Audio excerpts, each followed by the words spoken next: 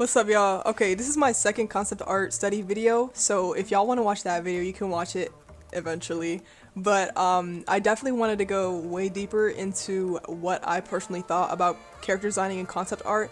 Now that I've like improved, I think a lot more from now, well then, to this video right here. And I just want to say, like, I was holding back a lot. Does anybody else have that feeling where you want to make something different? You don't want anybody else to have the same idea that you do, but it turns out that your idea has already been done before? Yeah. That happened with me, but not in the way that I explained it. In my other video, I had made another character that I do think that story is pretty unique, but it would be incredibly confusing. You know what I mean? So I was just like, you know what, I'll put this one on pause and I'll make a new story with new characters and everything.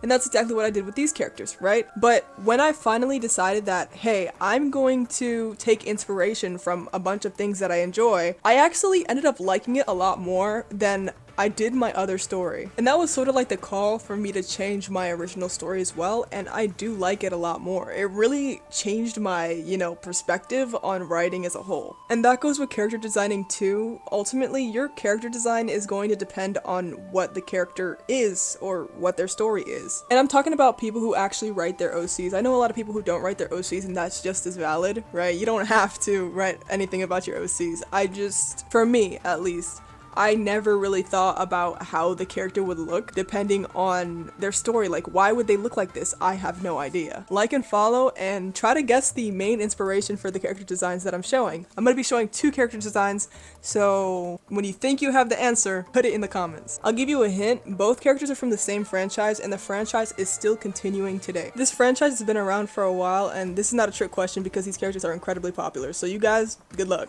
Also, don't make this all about this part of the video. I really just want to give my advice, and I want to know what you guys think about my advice about character design and writing. Anyways, this is definitely like if it ain't broke, don't fix it type talk, because like if it ain't broke, don't fix it. Like, I had to learn the hard way, and that was like years of lost time of me with a product that I did not enjoy. And that was all because I wanted to be different, and being different isn't always, good. Don't get me wrong, being unique is very important when it comes down to your art, your character designs, the way that you put the characters together, the composition, all of that. Like, you can be creative, you can be individualistic with how you do it.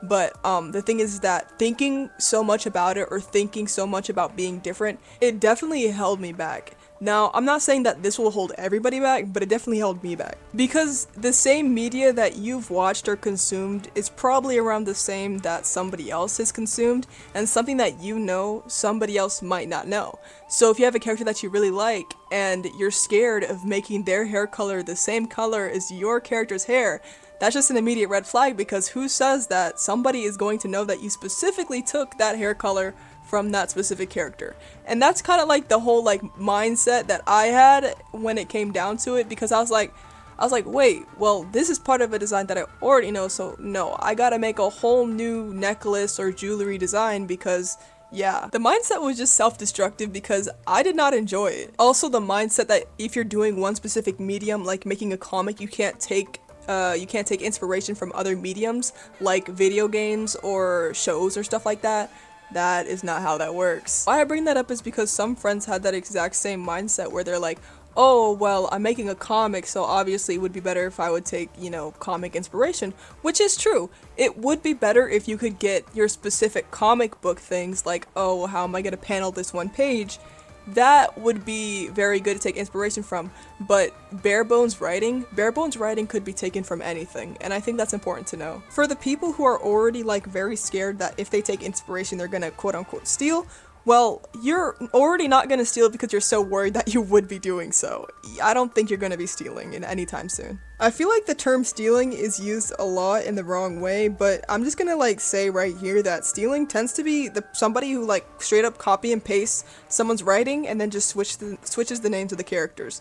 Or like with character design, they just take a character and end up recoloring it and then calling it a day. That is stealing. That, or taking a character that's not very popular or won't get really noticed if the character gets stolen. Now that's also stealing. But stealing is usually decided on what the original artist thinks about their art being taken, and also the very important or fundamental parts of a character design. What I mean by fundamental parts of a character design as well is the silhouette. Obviously, the number one thing has got to be the silhouette. If you have two characters, one's made by one person, one made by another person, and they both have the same-ish looking silhouette, then obviously they're going to be compared. But which one are they going to be compared to? The original. That's why also when you're making a design, it's important that if you take inspiration from somebody or something, you should probably move around some of the components of the character, especially if it sticks out in the silhouette. Just move it around or put it somewhere else. I just realized that I was low-key explaining a VTuber situation that happened recently with like this streamer, I think Small Lola. Anyway, she like straight up copied Shy Lily, like straight up copied.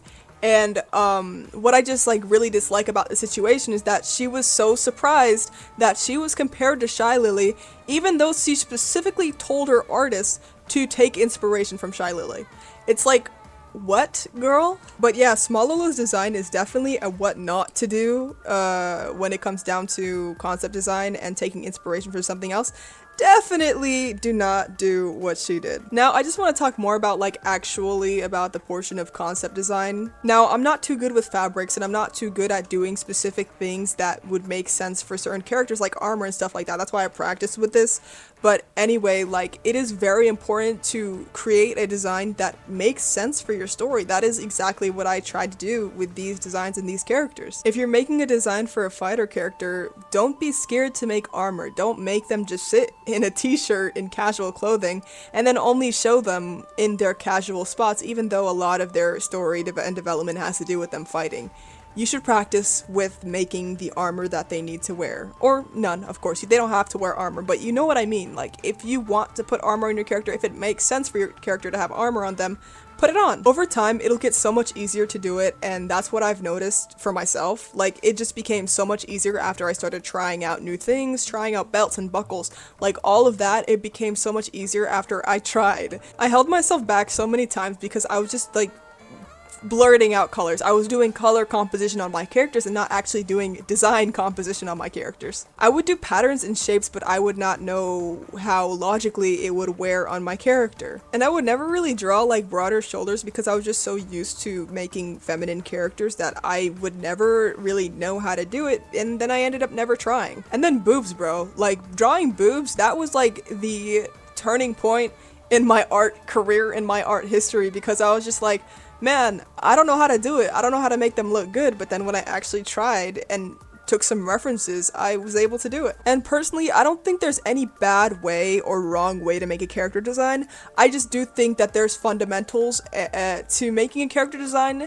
And if you want to make a conventionally good-looking character design, there are things that you want to follow. But if you want to make something abstract, you can always do something like that. And the thing is that so many people are so scared to go abstract, even me, and that holds a lot of people back. So maybe you can be that abstract artist that people have been wanting to see. Also, story integration. If you're a writer alongside being an artist, you should definitely hear me out here. The saying, make a bedroom for your character, is one of the best sayings that you can ever have.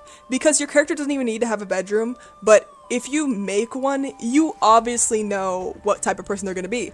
Just like when you walk into your own bedroom, or if you have siblings, when you walk into your bedroom is not going to look exactly the same as your sister's bedroom, unless you have, you know, strict parents. Everybody's art journey is different, yeah, I know, but like, bro, just think about it. Like, imagine your characters are from a game that you're making, and then you make a bedroom for one of your characters, and then you take them out, put him in the modern, put him in modern setting, and one of the characters that loves another character has like a little standee of someone that they love. It's just like so like, I don't know, I think it's partially cute, and I do think that it shows what type of person that your character is.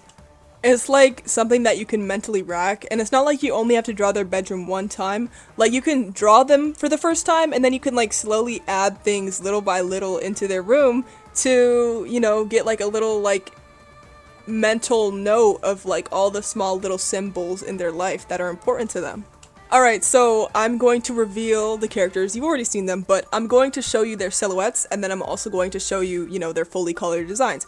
You've seen both, but, it might help you give a little bit of an idea, even though the silhouettes are not similar at all, but you will be able to see, and then I will reveal the character in a minute. So here's the silhouettes, and then here's the characters. Now if you want to pause, I recommend you pausing right here because I'm going to show you the characters right now. So the characters that I used for reference, at least major reference, were Sephiroth and Cloud from Final Fantasy. Now, for the one that I used for Sephiroth, that one, I used a lot of like inspiration from Sampo from Honkai Star Rail as well. But yeah, a lot of the design that I put together, it was inspired. Again, I'm not trying to copy and then change traits of a character, like no. I made these characters with its plot relevance towards my story. I just wanted to make something a little bit fun with it, and it's a little concept art video. So if y'all like this video, please smash that like button and follow for the next video.